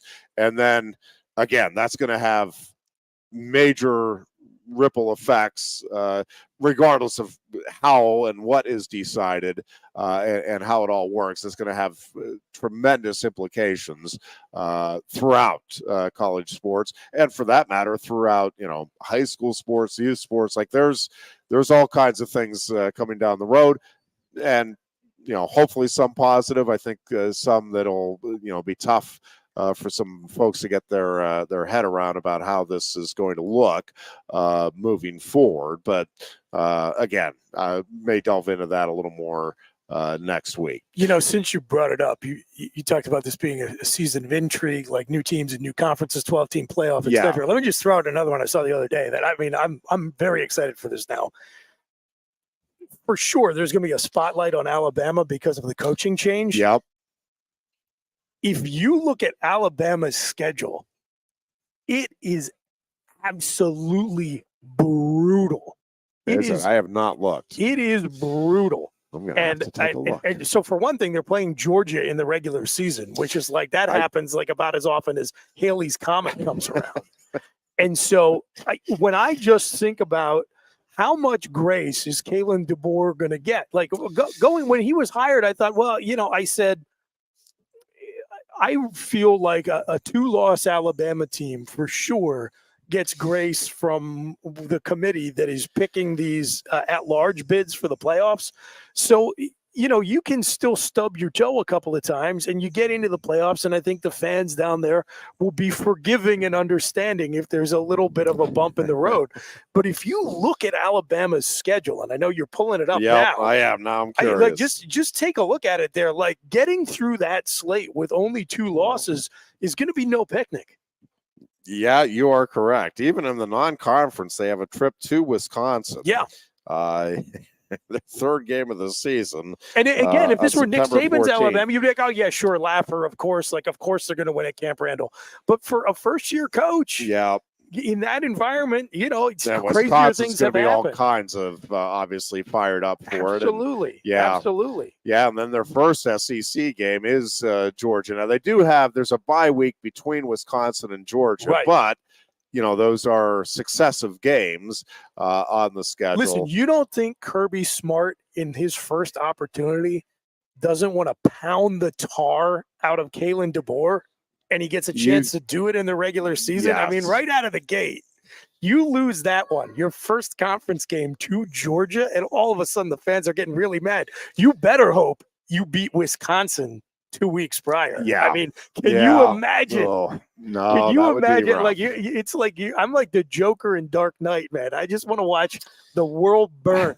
So for all you sadists out there who are hoping for chaos in Tuscaloosa, you lose on the road at Wisconsin. You have a week for the fans to get angry about it during your bye, and then you lose your first conference game versus Georgia. People will be losing their minds. And then, give folks the rest of the slate. At Tennessee, home with Missouri, at LSU. Don't forget, Missouri's at good Oklahoma, really good. Yeah. At Oklahoma, and then the Iron Bowl game, which, you never know. There's a lot. That's a lot going on. Two losses would be a really good first year good. for Caleb. No, it really would. Yeah, with that schedule and with the road games in particular, I'm with you. That is not an easy path for DeBoer to try to negotiate. We'll take a break here. When we come back, we'll talk some Penn State Wrestling. The Nittany Lions have 5 number 1 pre-seeds. All 10 guys, all 10 starters are in the top 6 of the pre-seeds and expected to be right where they're at when the final seeds and brackets come out on Friday. Of course, the Big Ten tournament gets underway on Saturday. The big question is still how much will we see of Carter Starachi? We'll kick that around a little bit as we continue with our Tuesday edition of the Lion Country Kia Goon and Ironhead show. Coast into fall with a new Kia from Lion Country Kia. Right now, get a 24 Kia Seltos for 5.25% APR for up to 48 months. A new Sportage plug-in hybrid at 0.9% APR. Check out our 23 Sorrento hybrid for as low as 4.5% APR. And don't forget, all 2023 and 2024 Kias come with a 10-year, 100,000-mile limited warranty. Stop in and meet with one of our sales experts today and coast into fall at Lion Country Kia. We want to see you in a Kia. Since retiring, I have spent my time searching the countryside for the hottest wings in America. I always seem to end up disappointed. You call these hot? Back off, Luigi. Mamma mia. Left hands it, busboy. Your wings suck! I knew I should have stuck with Quaker Steak's triple atomic wings. You think I'm tough enough? The Center Hall Farm Store has been serving Center County and beyond for well over a half century. A small family business, the Center Hall Farm Store specializes in animal nutrition and manufactures its feed fresh using local ingredients. Get the best in horse, cow, pig, chicken, and bird feeds. If you're not already a customer, stop in and see why so many of your neighbors are. The Center Hall Farm Store at 110 West Allison Street in Center Hall, or call us at 814-364-1393. Sioka Toyota of Williamsport invites you to stop in today or check us out online. We have the smart path to your next Toyota, like the all-new Crown, BZ4X, the all-new Grand Highlander, Corolla Cross Hybrids, Sequoias, and more. Over 100 new Toyotas here and on the way. Don't make a $1,000 mistake. Choose Sioka Toyota of Williamsport and see the Sioka dealership's difference. Buy or reserve yours today and see for yourself why Sioka Toyota is the only stop you need for your next new car. Sioka Toyota, it just feels right. Ready to be part of something bigger? Come pave the road to success at Glen O'Haw-Baker and discover a career where your hard work and determination can build a bigger, better future. Our team believes we can build a stronger future together. Join us at Glen O'Haw-Baker, where we value teamwork on the field and on the job. Go to GOHcareers.com to apply. GOHcareers.com. And best of luck to all the Center County sports teams all season long from everyone at Glen O'Haw-Baker. With a Timber Kids savings account, you can start to save money, earn prizes, and teach your kids the value of savings. It's easy as 1, 2, 3. Building futures is what we do at TFCU. You really need to belong to a credit union. You belong at TFCU, Timberland Federal Credit Union, a credit union you can grow with. The Goon and Ironhead.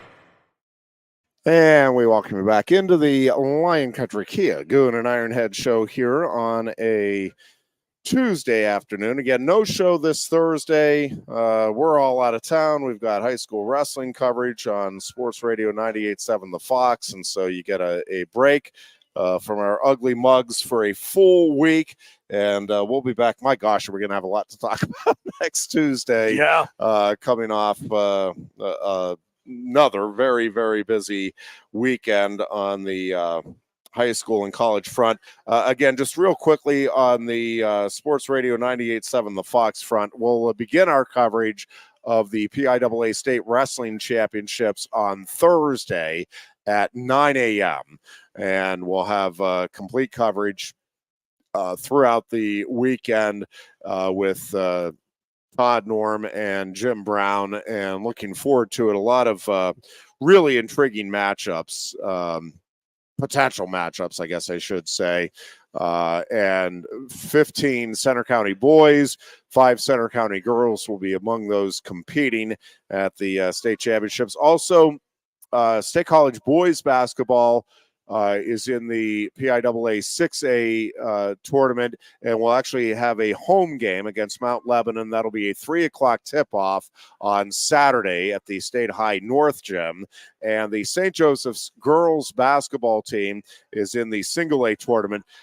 This is one of the more remarkable stories in our area, too. So this is a program that did not exist 2 years ago, went 0-18 last year, and is now 25-2 in its second year of existence and heading to the PIAA state tournament. And just a quirk of fate, if you will, but St. Joseph's, which is the local team, will play at St. Joseph. No S at the end with the team they're playing. They're in Natrona Heights, Pittsburgh. And that game will be at Natrona Heights on Saturday at 1 o'clock in the opening round of the single A. If either or both of those teams win in advance, our plan is to cover those subsequent playoff games here on Sports Radio 98.7 The Fox. We will have updates on the games Saturday from our wrestling coverage, but because of our wrestling coverage, we won't have play-by-play of either of those games. But again, any subsequent games, if State College and or St. Joseph's wins on Saturday, our plan is, again, we've got to look at some schedules and things, but our intent is certainly to cover both of those teams the remainder of the way in the state championships this year. Penn State Wrestling gets underway with the Big Ten Wrestling Tournament on Saturday at Maryland. The Nittany Lions, interestingly, have won 10 of the last 12 NCAA championships. Penn State has won 7 of the last 12 Big Ten championships. So 3 times Penn State has not emerged victorious at Big Tens and then turned it around and gone on to win the NCAA tournament a couple of weeks later. And 0 people have remembered or cared. Yes. And Penn State has, worth noting, and Penn State is a, regardless of what Carter Starachi does or doesn't do this weekend, Penn State will be a prohibitive favorite to win the Big Ten title. Penn State has never won the Big Ten title and then not won the NCAA championship. So that is a good indicator if Penn State does win the Big Tens. And they, again, it's hard to imagine the scenario here where they don't, truth be told. Penn State has 5 1 seeds. No other team has more than one. So, again, even if you take Starace out of the equation, and I mean, just take them out altogether, you still have 4 1 seeds and another Mitchell Messenbrink, who's an undefeated 2 seed, and then a 3, 4, 5, and 6 seed. That it's a combination of just too much balance and too much top end firepower, I think, for anybody else to realistically have a shot. Now, you've obviously got to go out and do it, but that's the other thing. The track record of Cale Sanderson's teams are that they do save their best for last, and that the team does put together its best performances here in the postseason and the NCAAs in particular. Regarding be gopsusports.com if people want to stream Yes. it and experience Penn State wrestling the best way you can, which is brought to you by the Ironhead. The most fun way that I can have anyway, and again, always my favorite time of the year. It truly is like Christmas morning for me. That the anticipation of even the Big Ten tournament, but even more so the NCAA tournament. But I there's just you get amped up if you're a wrestling fan, and not just for Penn State, just to be able to see the caliber of wrestling that you get to see at the Big Ten tournament and then at the NCAA. It's special stuff. Regarding Carter Starace, and still by far the most asked question of the week, and I truly don't know, but I expect one of two things to happen. I don't think he's going to wrestle the entire Big Ten tournament, meaning all of the matches. I think he is going to be the entrant for Penn State. I'm pretty confident about that. I think if there was any doubt about that, the way Cale talked in his press conference this week, we'll let you know for sure he's going to be there. And so I think either he steps on the mat, takes the injury default 1 second in, and says, "I'll see you in Kansas City in a couple of weeks." I can see the scenario where the coaches and Carter have a well thought out talk ahead of time, but they try to go the Jason Nolf route, which was in 2018. Jason wrestled one match at the Big Ten tournament. The whole way through, he won it, and then medically forfeited out to 6th place. Was the reason I think his first match? Yes. Okay. And it was, but the difference there, and why I kind of am expecting the first scenario to be what we see on Saturday. Jason Nolf injured himself like mid-January. I'm forgetting the exact day, but it was around the 20th, give or take a few days.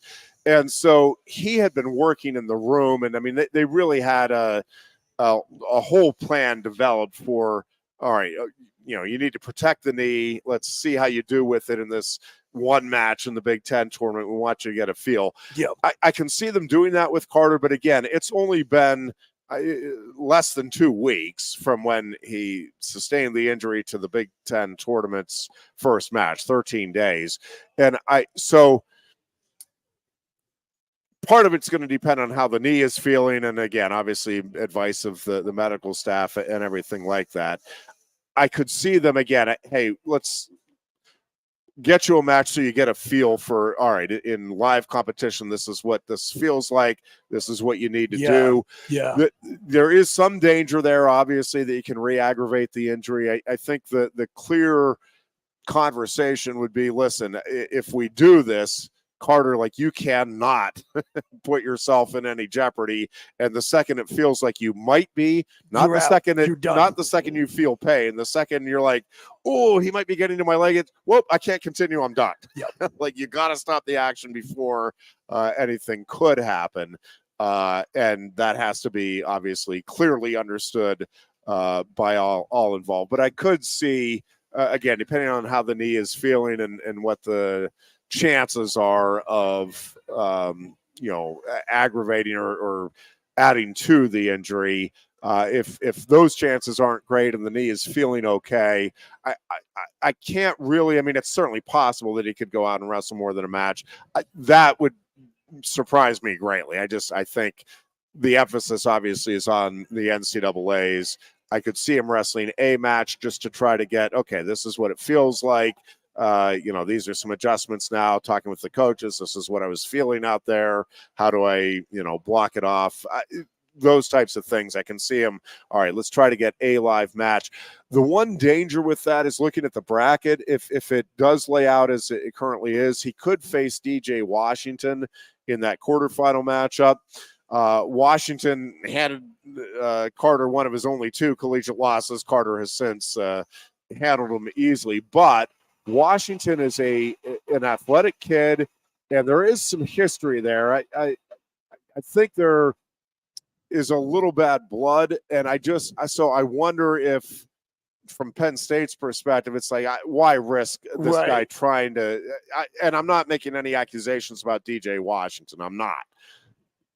Carter was the one that really, lit into him the last time. Yeah, but this is me as an observer. I would worry about that. Hey, do I want to risk this guy that may have some hard feelings about the way Carter reacted? And so my expectation is that we'll see just the 1 second injury default and medical forfeit.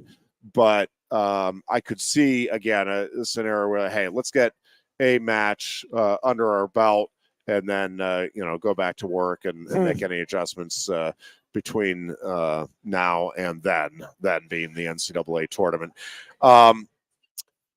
Going into the Big Tens, I guess not surprisingly, as the broadcaster for the team, but I am very bullish on what this team can accomplish, not in terms of winning the title, but I when you look at the 5 guys that are the 4 guys that are not seeded number 1,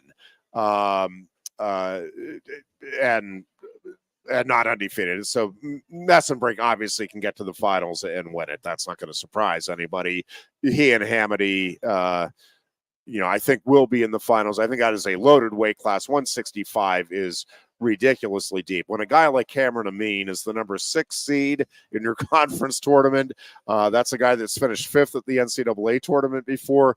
That tells you got a pretty loaded field. But Messenbrink is right there with the 5-1 seeds. Again, I don't think Carter's going to wrestle up to his 1 seed, because I don't think he's going to wrestle much in the tournament. The other 4 guys, though, I think all have a chance to wrestle above their seeds in this tournament. And the 2, all 4 I'm looking for. I was going to say the 2 that I'm really kind of just most excited to see exactly how they perform are the 2 true freshmen, in Braden Davis and Tyler Kasak, just because I think to some extent, and I don't think this is necessarily how they're looking at it, but I think they're playing with house money, because I don't think either of them I know neither of them were the projected starters at the start of the season. That was Robbie Howard at 125 and obviously Shane Van Ness at 149. So, and both have come on like gangbusters. I mean, they're both ranked very highly heading into the postseason, and I think both are capable of doing some big things. So I started to say that, and I'm like, well, actually, Aaron Nagel and Bernie Truax, I think are both. I'm convinced those 2 are going to place higher than their current rankings at the NCAAs, and I suspect will finish higher than their seeds at the Big Tens. But well, you talked about those years where we haven't won the Big Ten title, we won the national title. I mean, again, Goon and I always joke with you about how, like, to us, it's just a warm-up round. Like, who even cares, right? Like, you're using Big Tens to just give everybody a break and get them fresh and in peak condition for nationals. It seems to me, especially with those 4 guys you just mentioned, this time around, Big Tens might almost be a way to, reset their own internal expectations and say, hey, guys, now is the time for you to really start peaking and take your game to another level. I think that's exactly and they have the opportunity to surprise people because of where they'd be coming from seeding wise. And it would always, to your point, be like icing on the cake, right? In terms of team points. No doubt. It's more about getting them in the right headspace in terms of being individual competitors heading into nationals. Yep. Which is terrible news for the other teams of the Big Ten. Yes. Should be a lot of fun. Looking forward to it. There's going to be great wrestling, Penn State aside, at the Big Ten tournament, as there always is. And that race for second is going to be fascinating with Michigan, Nebraska, Iowa.